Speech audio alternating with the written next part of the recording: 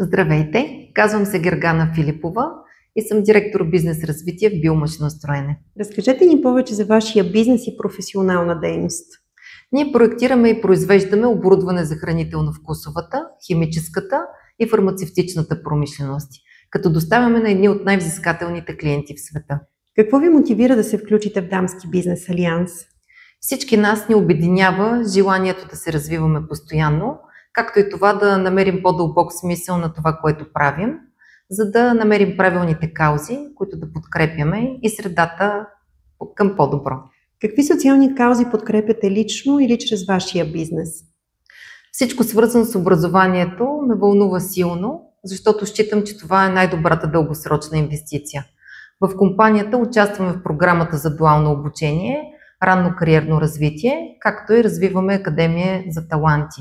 Лично аз съм член на Обществения съвет на Математическата гимназия в града.